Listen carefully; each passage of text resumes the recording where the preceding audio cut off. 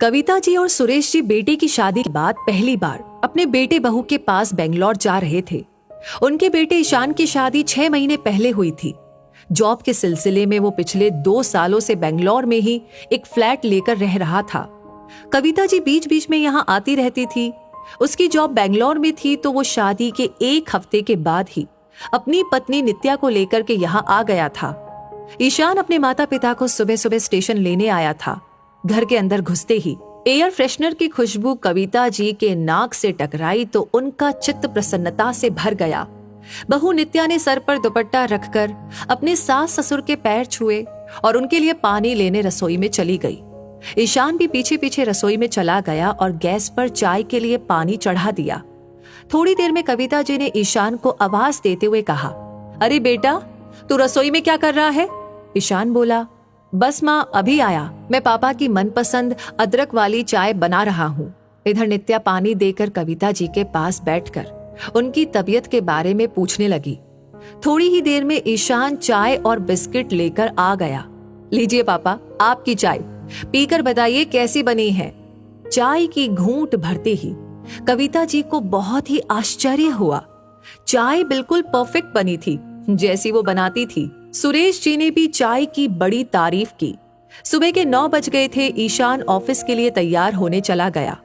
Bathroom में नहाकर उसने वाइपर मारा और अपना तौलिया बालकनी में सुखा दिया। अपने कपड़े भी खुद ही अलमारी से निकाल लिए। उतनी देर में नित्या ने ईशान का टिफिन तैयार कर दिया और ईशान शाम को जल्दी आने की बोलकर मम्मी पापा के पैर छूकर ऑफिस के लिए निकल गया। कविता जी सारे घर में घूम घूम कर एक एक चीजों का मुआयना कर रही थी। सब कुछ बहुत ही सलीके से जचाया हुआ था। जब पिछली बार ईशान की शादी के पहले कविता जी यहाँ पर आई थी तो घर की हालत देखकर उन्होंने तो अपना सर ही पकड़ लिया था। एक भी सामान अपनी जगह पर नहीं था। अलमारी में कपड़े उथले पुथले पड़े थे। कौन सा कपड़ा गंदा है और कौन सा साफ है ये भी पता नहीं चल रहा था। और बाथरूम में तो काई जमी थी। रसोई में गैस के चूल्हे का रंग भी नजर नहीं आ रहा था। वैसे तो एक बाई साफ सफाई के लिए आती थी, लेकिन जब तक उन्हें सख्ती से नहीं कहा जाता वो तो सिर्फ काम की खाना पूर्ति ही करती है। कविता जी ने ईशान को डांटते हुए कहा कि ये क्या हाल बना रखा है घर का। कितनी बार कहा है थोड़ा बहुत काम करना सीख ले। कम से कम गंदे कपड़े तो मशीन में डाल सकता है ना। और ये गीला तौलिया देख कितनी बदबू आ रही है। बाथरूम में भी मेरा पैर फिसलते फिसलते बचा है। भगवान ना करे कहीं तो गिर गया तो।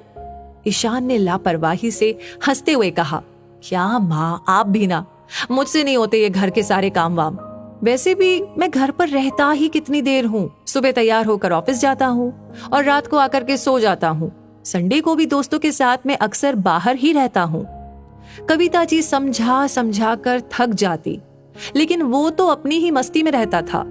बड़ी मुश्किल से कविता जी जितने दिन वहां रहती घर की साफ सफाई करती, लेकिन उनके वापस जाते ही फिर से घर की हालत वैसी ही हो जाती थी। इस बार उन्हें यहाँ आकर बहुत अच्छा लग रहा था। नित्या भी बहुत अच्छे से घर के सारे काम करती थी। कविता जी और सुरेश जी का बहुत ध्यान रख रही थी। शाम को ईशान ऑफिस से वापस आया तो सब्जियां और घर का जरूरी सामान भी लेकर आया। आकर उसने अपने जूते साइड में रखे और बैग भी टेबल पर ही रखा।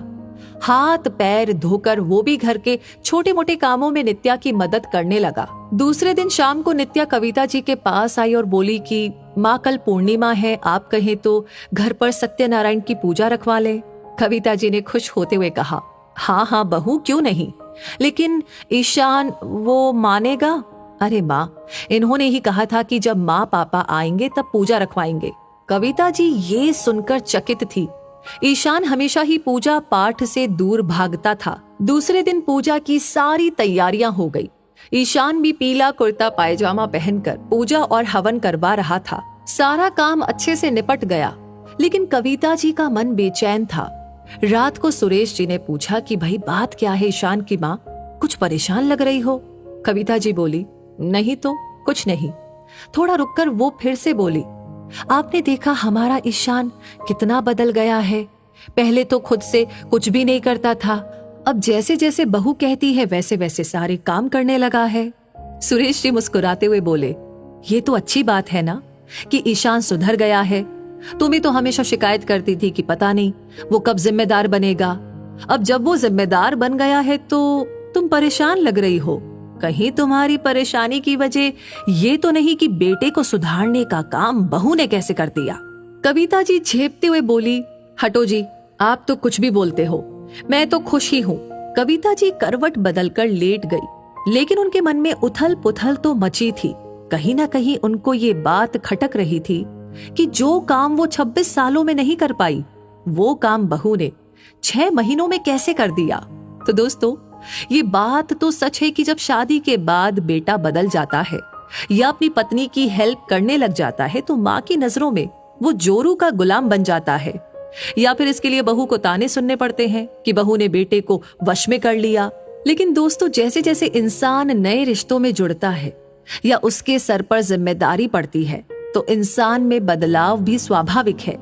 माँ बच्चों की पहली सामाजिक और व्यवहारिक गुरु होती है, लेकिन पत्नी भी कुछ कम नहीं होती।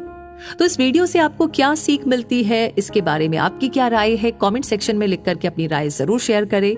लाइक ऑलरेडी कर दिया है तो इस कहानी को बहुत सारे लोगों के साथ अपनी फैमिली में शेयर करना ना, क्योंकि आपका हर एक लाइक, हर एक कमेंट हमें मोटिवेट करता है ऐसी कहानियां आप तक पहुंचाने के लिए। तो हमारी हर वीडियो को सबसे पहले पाने के लिए हमारे पेज को फॉलो करना ना भूले। धन्यवाद।